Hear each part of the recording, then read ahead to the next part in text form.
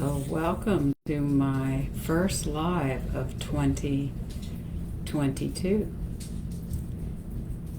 And I haven't done a lot of lives in the last year, probably. But again, I really love offering movement opportunities. It's really creative for me. So, today I wanted to offer you a little bit of a movement opportunity and then just share a little bit about some of my offerings in the coming year. So I just, every time I go live on Facebook, it feels like they've changed how it goes. So it becomes like a whole new game of management for me. And today I've got two cats in the picture, Leonardo and I don't know what Leonardo's found, and Gandalf. So they seem to want to be here, and that's fine with me. So as we begin a little bit of a movement warm-up, do what feels right for you, and if not, you can just come back and maybe practice later. But some of what I've been doing in the last few weeks is really connecting into the past year. I've had some rough moments recently. I'm sure a lot of us have had a lot of rough moments of things that we're digesting from the year. I'm sure there's been losses on some levels. We all have losses. I would suggest every year there's some kind of loss, maybe not a human loss, but loss of an activity that we used to do regularly, loss of a teacher that we've taken regular classes with, or there's always change. Change is one of the few things that is inevitable. So how is that sitting in your body right now?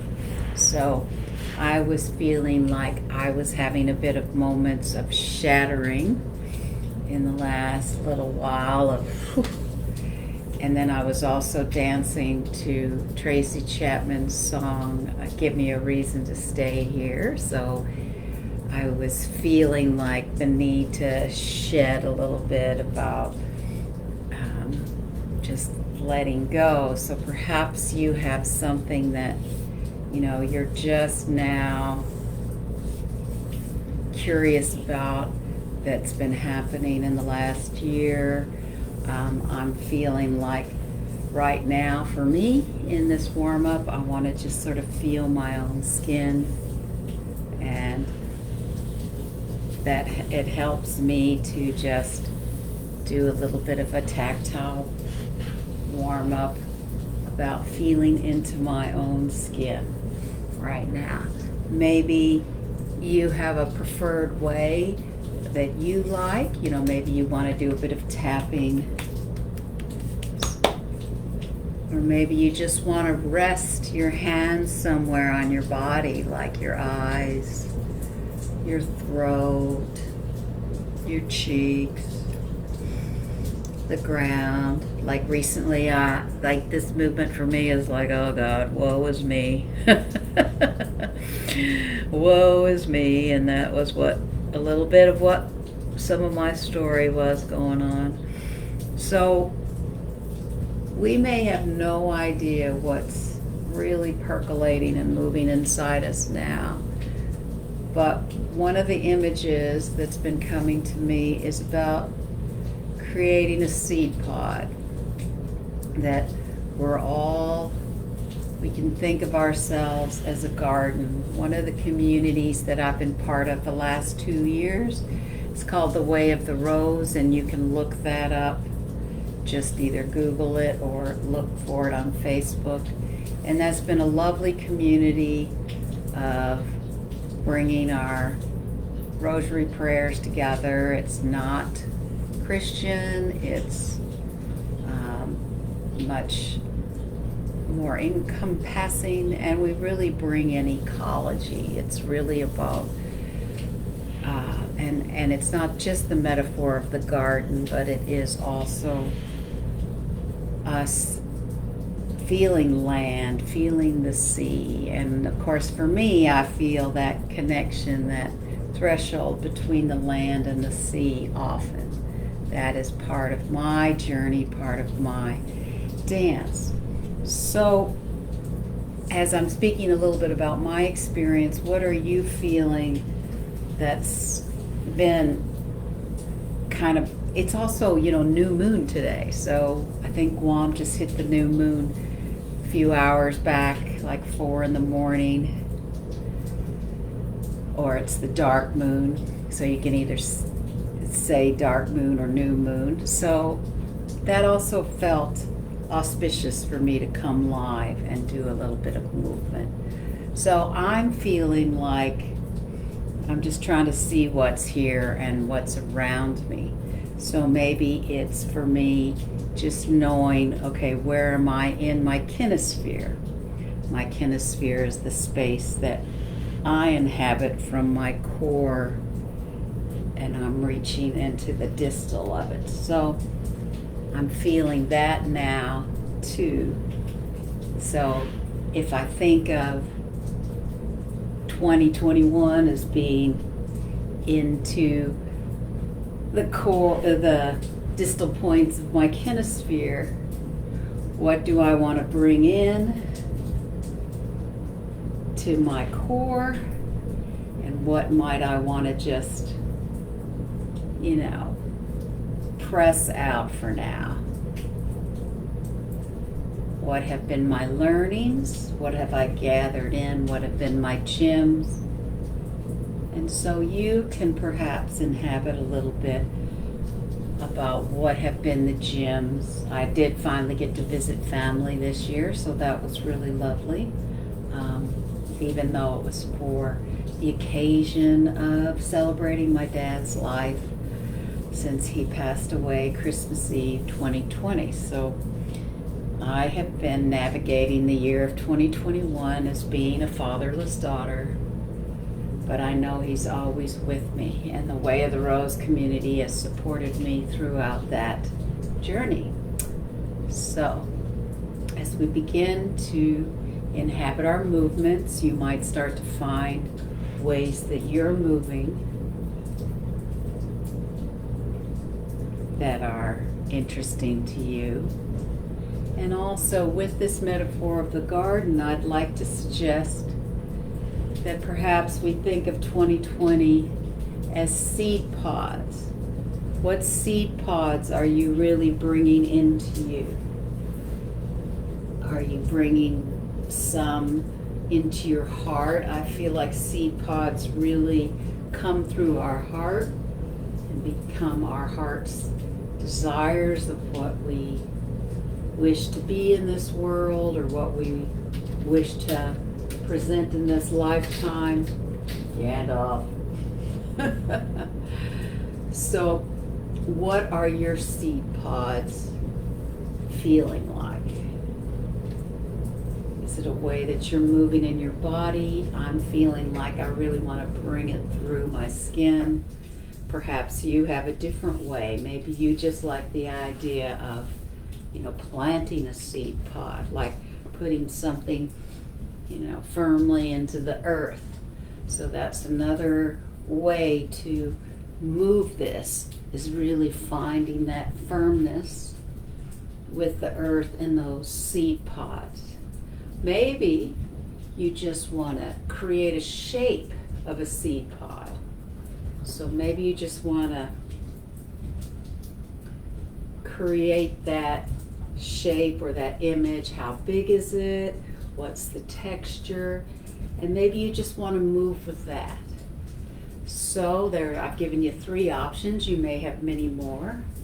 So first, it's just bringing whatever seed pods you want to bring in. Another way, like I said, is bringing it really into the earth and grounding it into the earth, or just taking some time and creating that shape. So how would you like to create a shape of a seed pod? And does it have a shape, and does it have a place in the body? You know, sometimes things germinate in different places. I mean, we could say the womb, we could say the heart, but you know, you might have a seed pod that needs to rest on your shoulder for a while. So whatever dance is emerging for you, and right now I'm feeling that seed pod is needing to rest on my shoulder, and that's my little dance right now. But you may have another place in the body that seed pod wants to rest. So it's sort of in my shoulder and now moving into my armpit, and perhaps you have a place that your dance is emerging about this seed pod. Or maybe your seed pod is about resting, composting. So you could be really on the ground with it and really nourishing it. But there's also something for me using that very swaying rhythm that also nourishes me, but is feeling like I want to nourish that seed pod. So kind of going into that rhythm is what's working for me. But it could be that you have another rhythm you want to engage to either make room for the seed pod. So you might have a much more, snapping rhythm about making space for a new seed pod. Or maybe you've already found a little seed pod that you want to nourish right now. So you can have a play with whatever rhythm you need for this right now.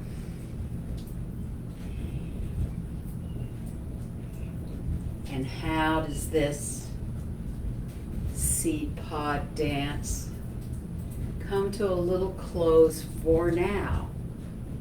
And there can be, a continuation of exploring this. Like, you could actually video yourself doing this seed pod dance at the beginning of the year, and then look at it over the year, and then maybe work with this dance. Or, see how the movement's changed or shifted, or whether the seed pod's grown, or whether the seed pod's become smaller, or it's shifted to another part of the body. So those are other opportunities to explore it. And I'm feeling like right now the seed pod's in my hands, because I'm going to be sharing with you some of my up and coming offerings. So I want to just, for me, bring myself into a closure where I really have my hands close to my heart, so that I can finish with this gesture that I've always loved from authentic movement practice, the sprouting gesture of my hands on my heart, and then opening to receive the community and all the wisdom that comes through the spirals and the circles, and then bringing it back to me. So that's how I'm going to close my movement. You can find other ways to close your movement. And then I'll just speak to you a little bit about some of the offerings that are coming, and I'm going to write about this in my newsletter this week. I have mentioned it in my newsletter from last year, is that I always have been offering authentic movement online for the last, since 2017, I think it was. And so I will be offering that again. I've been calling it exploration, and a lot of it is just, we still work with the basic concept of movers and moving and witnessing, but the structures of the forms we use sometimes is based on who's in the community and the numbers and things like that. So I try to build on the foundation of how I have learned the practice of authentic movement. So I will be offering an exploration like that. I will also be offering another online retreat in April. I'm going to have to alter the date since I suggested towards the end of the month, but I'll offer it about the second week of April, because those have been very successful. They've been well attended and very successful, and everybody who's attended has really deeply appreciated the practice. And then one of the little seed pods that burst in me in 2020 in October, I was doing a supervision session with some Auckland University students using physical storytelling. This little seed burst in me, and I said, oh, duh, I can offer this regularly. And it's been very successful. We met 11 times last year on a Monday evening, and most of the group, as far as I know, is continuing. So I'm willing to offer, an additional circle if I get the numbers for that. I keep the group small because otherwise, up to 6. Otherwise, it's too many stories to try to manage in 2-hour time slot. But it's been such a rich experience, and this is where others dance your supervision stories, and we use different forms and practices that have evolved through scores, the scores that evolved through Steve and I as we have been facilitating this practice for, developing it for more than 30 years. So, but I always end with a fairy tale score, which is really rich and inspires all of our creativity, so that after the session we might go on and do some more drawing or writing or dancing or whatever, just inhabiting our own creativity. So those are some of the offerings for next year. So if you're interested, you can message me, and I do tend to, since I'm way out in Guam, my timing tends to favor New Zealand and Australia, but often that could include European time zone, or it could include the U.S. time zone, depending on which the offerings are. And if you're from a time zone I don't often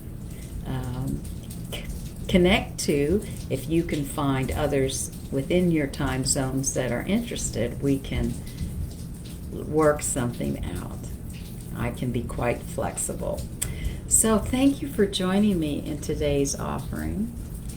And really, I wish you the best in 2022. I know many of us will have things where we struggle, and I just suggest movement and dance really helps us all the time in everything that we do and struggle with and be with.